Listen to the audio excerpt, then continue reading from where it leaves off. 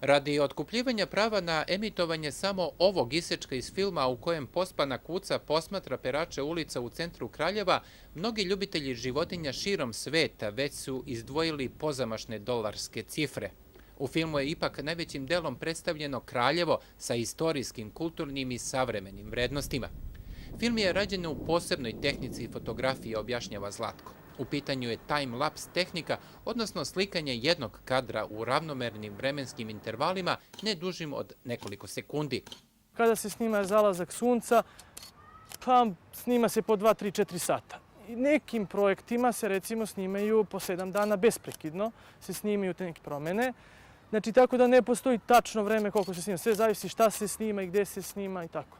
Kadar oko spomenika na Trgu srpskih ratnika rađen je pak u hiper time-lapse tehnologiji, gde je Zlatko morao svaku sliku da napravi tako što je stalak sa fotoaparatom pomerao sa kocke na kocku.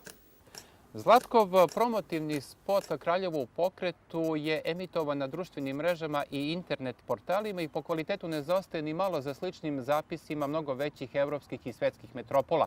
Zato je potrebno znanje koje evidentno ovaj momak ima, a stekao ga je na Elektronskom fakultetu u Nišu na katedri za elektroniku multimedijalne tehnologije.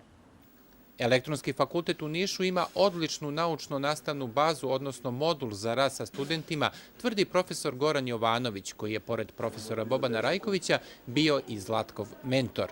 Naša ideja je da se u okviru tog modula izučavaju sve moderne stvari vezane za multimedijalnu produkciju, od audio, video produkcije preko web dizajna, 3D modeliranja, animacije, pisanje igrara, umrežavanje računara i takve stvari. Zlatkov film nije zvaničan promotivni spot Kraljeva. Čestitke do duše stižu sa svih strana, ali još nema onih pravih poslovnih poziva za saradnju. Zlatko za sada razmišlja da li da upiše doktorske studije ili da se posveti novim projektima. Može.